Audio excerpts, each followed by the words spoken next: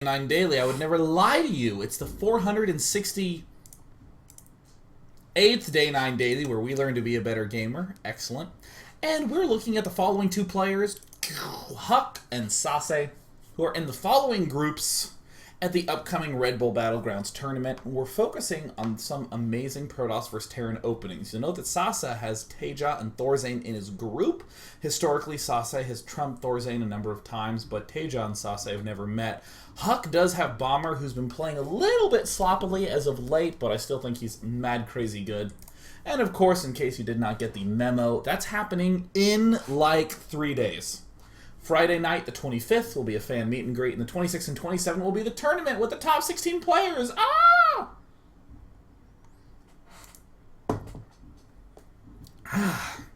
So good. Again, drink water. It's healthy for you. Good. In this game, we were watching this amazing opening from HuK where we got to see what was going down with it, the fast blink play, but we didn't actually do very much of seeing how it ended up panning out. So let's go ahead and take a look at that and note that throughout all this, HuK is doing a delightful job churning out as many of those probies as he can. Now, I know many of you are a huge fan of smart blink where you shift click and do all that stuff. Don't smart blink. Do not smart blink. Smart blink is dumb blink in attacks a lot of the time. Like, overwhelmingly, what you want to do is just cluster up your stalkers and then pop them over. Why would I say this? With a smart blink, you are relying on the stalker's pathfinding ability and the internal programming to get your stalkers out of there in time. You're unsure when they're going to pop out or not.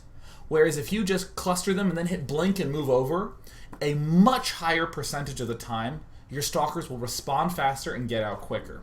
So almost always, you want to be able to do this sort of thing where you just cluster up and then blink in one fell swoop. Targeting the Marauders right off the bat, always good. And HuK is really good at kind of judging where the arcs are in this sort of weird multi-dimensional space where there's some on high ground, some on low ground. But there's no such thing as high and low ground in StarCraft 2. It's all the same as long as you have vision with this observer. So HuK very cleverly is just kind of blinking away, taking some free unit kills. And will eventually pull out if he needs to, but this pylon is an excellent reinforce point. And I like that he has it right at this edge. It's not sort of arbitrarily placed. It's literally at this jut out point. So it makes this pylon very difficult to kill off. Zealots will of course lead the charge. And more stalkers will be birthed. In a lot of this, HuK would like to build probes, but he hasn't built as many. Does have the 5 warp gates hanging out, chilling back home. And I think if I would say what is an adjustment to make, it would be getting a lot more probes and these 2 gas. Again, around 60 supply. HuK's money does get a little bit high now, but one thing that is pretty nice is that as he continues to do this harassment, you can start to make judgment calls where you're just like, oh, maybe his front is just really vulnerable. You just go there and kill off a whole bunch of stuff. So what you're seeing is still the exact same... Whoa! That's terrible! Oh! Alright, let me try that again. What you're seeing is still the same general theme. At 10 minutes, medevacs pop out, so between 10 and 15 is when the Protoss kind of has to be defensive. Quite generally. And this is where it's a little bit tricky. We would like Zealot leg charge. Maybe getting a 3rd assimilator up early instead of getting the double assimilator would be a potential solution to this, but this is always the tricky spot in this entire matchup, is being able to defend against this counter drop. And again, you'll notice that the observer is very regularly not in here in any way. It's to spot for these drops, because this is the key scary spot. Immortals are amazing. Do build many Immortals. And we're actually going to go through the second half of the game pretty swiftly. there's not as much interesting noteworthy aspects. But we will see that HuK takes out as many of those medevacs as he can, sacrificing a lot of zealots. Not the biggest fan of that play. But hey, remember between 10 and 15, we actually get to see if this stuff's coming up. Now that I see this, I'm a little more confident to do this. And I know that between round 15 and 19, I really have a big window where I need to start being aggressive. Now, I personally like these Blink builds because they naturally transition to Templar faster and more easily. Storm is a super short research time. It's 110 seconds, so you can easily shave that down to 90 with 2 chronos. Your warriors have engaged the enemy. I return to serve. HuK continuing to just repel stuff as best he can. And this was... I'm kind of torn on this type of placement. If for some reason the Terran player had all these medevacs and moved up and picked us off at the front, I actually think that we would lose all of these Stalkers and the expansion. I feel like the front is where the Zealot Immortal Sentry should go. We don't actually have any sentries, so I'm not actually sure what the best way to deal with this for us is. Using the Templar for the feedback is just totally kick-ass. And that worked out quite nicely, but I'm actually truly, genuinely torn as to how HuK should split those units up. What I will note is that in the modern way of playing PvT, Terrans will almost always push the front. This is just the modern style. Players are starting to go, well, I don't want to go for a risky drop, I'll just hit his front. And if there's too much there, that's when I drop and hit the back. Yeah. So, in this circumstance, I think HuK was a little bit fortunate in this regard, but if I had to choose, actually that's an interesting question. How would I choose to split those up? How are our warp gate cycles doing? Let's actually come back to this period and let's think this all the way through. And this is one of these things where I'm gonna come to here. Yeah, I have my observer.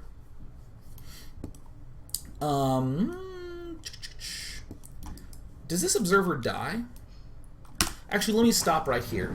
This is what I'm actually going to do right now. One of the big things I always talk about in all Day 9 dailies is when you're in a game, focus on execution. When you're out of the game, focus on what decisions you should have made. What this will do is this will put all your focus of your StarCraft 2 play onto the next game. I'm going to be better when I play next by figuring out what to do, and I'm going to do that really, really, really well. What you don't want to be is in-game going, holy shit, how do I split my units? If you're someone like HuK, you're going to play hundreds of games of PvT every month, so you can probably just think it through once and then have hundreds of games making use of that. Nice. So what I'm going to do is I'm going to pretend that this is my game where I'm HuK, and I'm going to try to think through this process in the same way. The first little bit of information I need is what happened to this observer. Guys, I found out what happened to the observer. Okay, so I have a largely Stalker, Zealot, Immortal force. Stalker, Zealot, Immortal. How do I want to split that up? Well, if a direct attack at the front comes, how would I split the units? I have, in my unit station, it looks like I have pretty much all Stalkers right now. I really feel like my Immortals should be at the front. Okay, this is where my Observer does get a good chunk of information. I'm feeling a little paranoid, so I am going to do this warp in. I see that this factory's here, so I guess I want to kill that off, but I would probably, if I had a choice, I would still leave my Zealots, my Immortals, and maybe one High Templar here, and then one High Templar here with most of my Stalkers. If he was doing a direct push at the front, I might pull back to here and use my Stalkers on the high ground to blink down if need be. But what makes this particularly difficult is the fact that I don't have any sentries. If I did have sentries, I would absolutely have my Zealot Sentry Immortal here. I can easily force field, reinforce with the Blink Stalker, and then I can leave the Blink Stalkers back here. The other part of the army that I'm not considering is the Warp In. If I can leave something like an Immortal and 3 Zealots and these 2 High Templar here, and I can Warp In.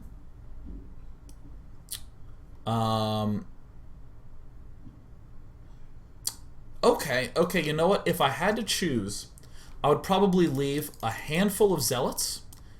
Okay, I actually think this is the best. I would leave probably this in the main. I would probably leave this in the main.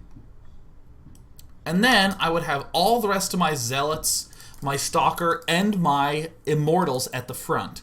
But I would leave as few Zealots back here as possible, and I'd leave the High Templar. Why do I think this is the best? Because if he does a huge push at the front, I want as few units tied up at the back as possible. And I'm convinced that my Immortals are beastly enough, and that with this extra warp-in of 5 units, I should be able to hold the front, especially with 12 Stalkers. If he does a Doom Drop in the main, the Stalkers can easily pop up, and that's the thing about the Stalkers. They can be on the low ground or the high ground. If he pushed at the front, sure, my Stalkers could blink down, but then he could just easily run away with his Medivacs. Or he can pick off the Stalkers and whatnot. But if I'm blinking into my main, it's much easier for me to get at a better angle with the Stalkers, and he's almost certainly committed to doing this drop. Like, if right now this happens, and then shunk, Blink Stalkers pop up into the main base, then I think that we could easily be able to defend that. This is something I do a lot, so next time I'm playing, if I'm going for Blink Stalker and I get into a tight spot, I'll leave the Templar and a couple of Zealots there, and I'll make sure my Blink Stalkers are closer to this right, and that my Immortals and Zealots are a little bit to the left. But as HuK is dealing with all of this, oops, does some blink forwards. Yeah, now that he has Storm, this is easy. He's just pushing forward. Immortals are actually pivotal for being able to deal with these forces. We want this to happen so we can pick off the Medivacs. This is one of the big reasons. And also, your Archons can target Medivacs to deal giganto damage to everything underneath it. But the one thing that's kind of funny is that while HuK was dealing with all of that, he just never really got these upgrades up. There's the charge that I think is probably a few minutes overdue. But this is quite a simple position to be in as a Protoss player, because between the 15 and 19 minute marks, the 15 to 19 minute mark, and again, I'm still not sure if I agree with myself on these times. It might be like 16 to 19, 16 to 20, or maybe like 15 to 18, something like that. But anyways, there's this period after 15 minutes where here's the problem. Screw that. I'm going to do the whole thing, damn it. Between 10 and 15 minute, Protoss has problems. They need blink. They need charge. They want to get Templar. They want to get a lot of Colossus. They want a lot of gateways. They want upgrades. Generally, you can say Colossus or Templar, but still look at the list. We want charge. We want Colossus or Templar. We want a lot of gateways. We probably want blink. We want upgrades. Oh, God, we need a lot of that stuff. And especially to deal with the early aggression, we really need Colossus and a lot of gateways. Oh, and we'd like a third base. Jeez, I forgot about that. We need a third base. This huge issue of, geez, how do I get all my stuff? Between 10 and 15 minutes is hell. Good.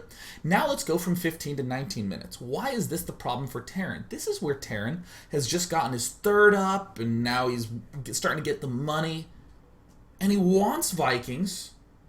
He wants ghosts. He wants a lot of barracks. He wants to continue upgrading. But the most important thing is that he wants both Vikings and ghosts and upgrades and barracks. As we come back to the Terran base, I actually want to just study this from a Protoss point of view.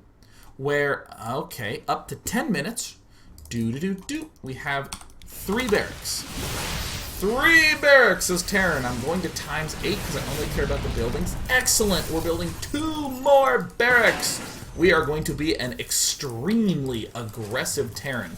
But you know what? My God, we really better get that third up between 10 and 15 minutes.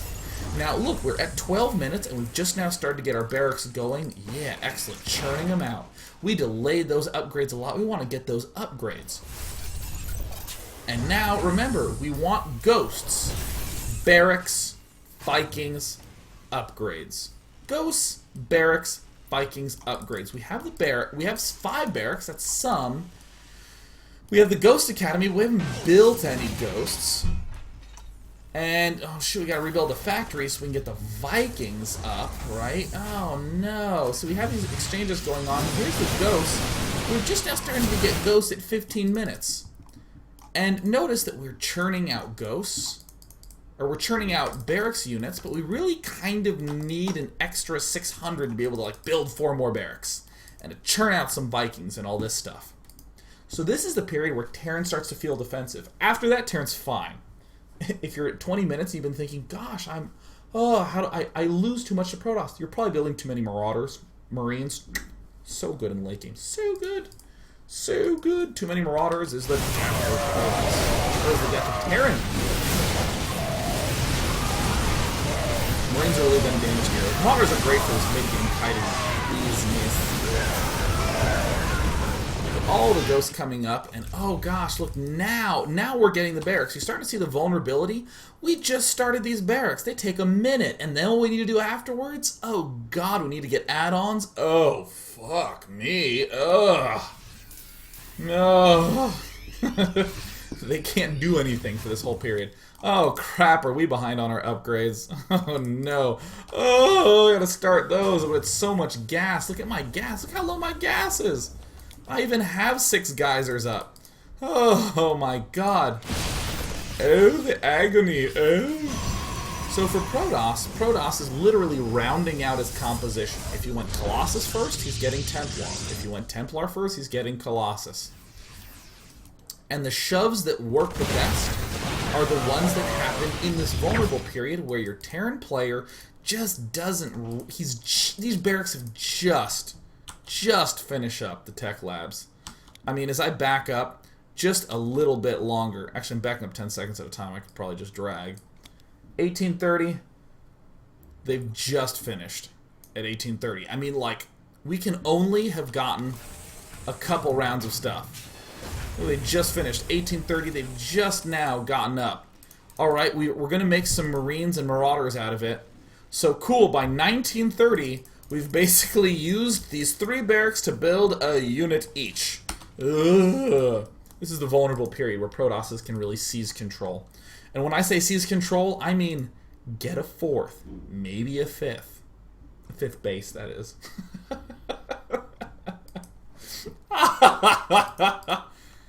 Game was stressful. I took 3 bases. I took a 5th. So this sort of engagement, I don't want to describe as like archetypical for the matchup. You know, like big engagement and Terran falls out behind. Terran, that battle could have gone either way in my eyes. But this is the big whopper that's going to come up afterwards. That Terran's now kind of going, upgrades, upgrades, ghosts. Look at my gas, ghosts. Oh god, I really need another starport. Oh.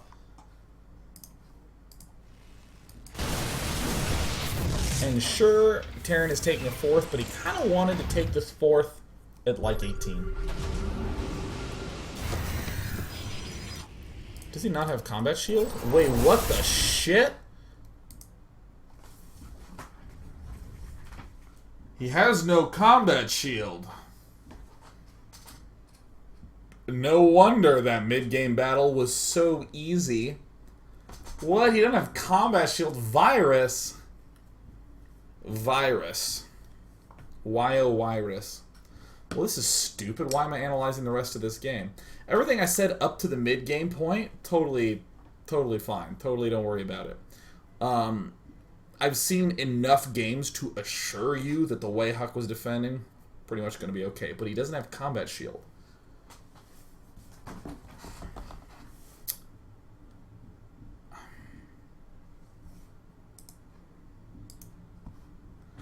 Well, let me just note, if you get to the 22-minute mark and you have no combat shield, then you deserve to lose. Hell, even if you're going mech, there's probably a lot of situations where you're going to want to build that combat shield. Well, let's go ahead and just hit the play button and watch what happens when we end up getting combat shield. Oh wait, you'll never know because he doesn't have it. See, there's the fourth that's generally going up in this period of time, but HuK just sort of spreads out and hits him. And oh no, see, here's the vulnerable period. When a Colossus is spotted, we're like, I need to get Vikings. Now, I will note, Vikings take 42 seconds to build. Colossi are 75 seconds, which means we can spend 2 chronos during that time, which means that they are 55 seconds long. It is about as long to build a Colossus as it is to build a Viking with the chronos. With the chronos. And you need like 12 Vikings. You need to start them earlier. So this is the push that wins the games. Is when you hit him right when he has one but not the other.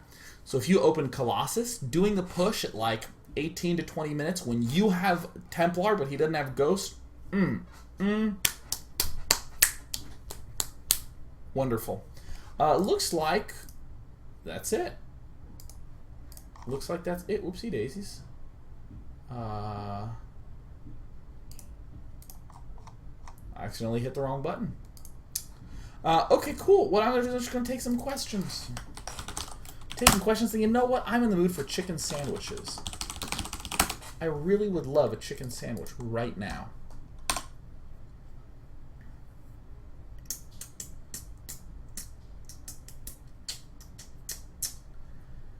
Where do I get the replays? These are the IPL 4 replay pack replays.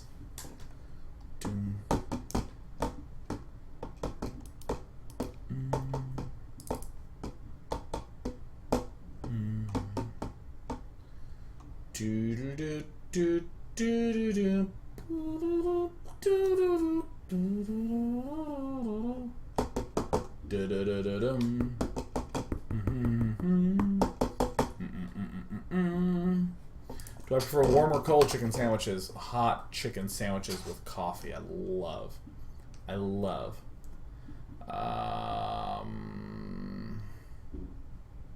No one's even asking about the game.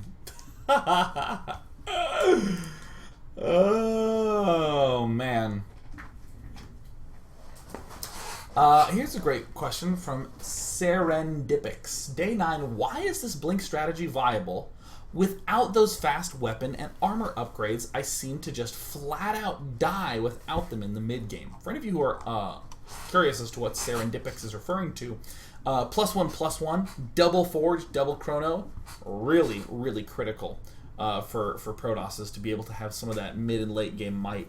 The answer to a lot of this is that we are not relying on basic gateway units with these upgrades. Well, it's twofold. First of all, let's pretend we are doing no attack and we're just asking, why is delaying this okay? The answer is that we're relying much more on power units and large unit counts. We're getting the Immortals up. We have a fairly high gateway count. Often in mid and late game, you end up with like 3 gateways and then you go up to like 5 later on with these double upgrades, because it's just too damn expensive on the gas to be able to produce out of it. So you have a small number of gateway units that are indestructible. In this one, you're just building a ton of gateway units and Immortals and Colossus in a lot of circumstances. But also players are just finding they don't need the upgrades as desperately. You'll see 1 Forge and then a second get added on much more frequently nowadays. The second reason is that by going Blink, 2 things happen. 1, we do damage at the start, which just helps in general. But 2, if he is trying to do drop, it's a lot scarier for him because you can blink and kill it off. In other words, in the mid game, we're generally spreading our units all over the place as Protoss. Blink allows us to have them all in one place more often because we can just blink around and rejoin the other components. That helps a ton.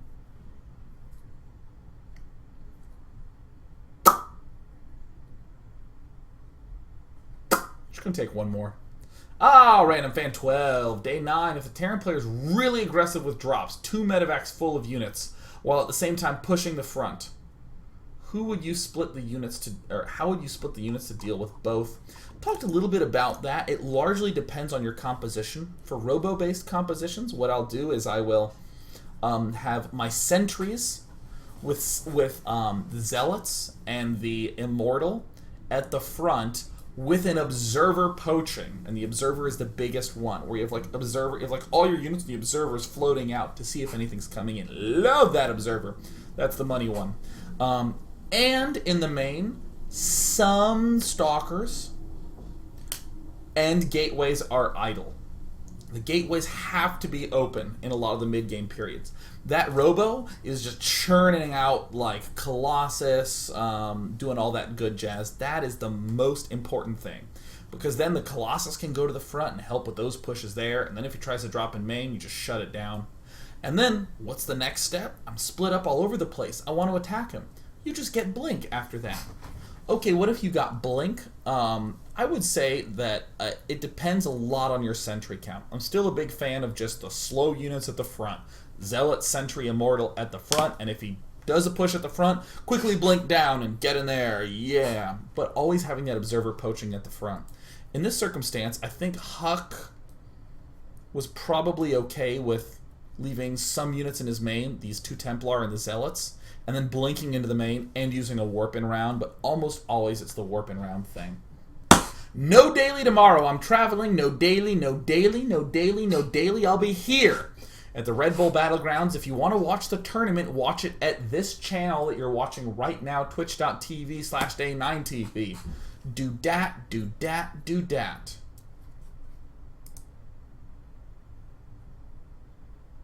That's it. I'm done. I'm done with the daily. Thank you sincerely for hanging out with me. Tune in. Twitch.tv/day9tv or redbullusa.com/LAN. There's nothing more.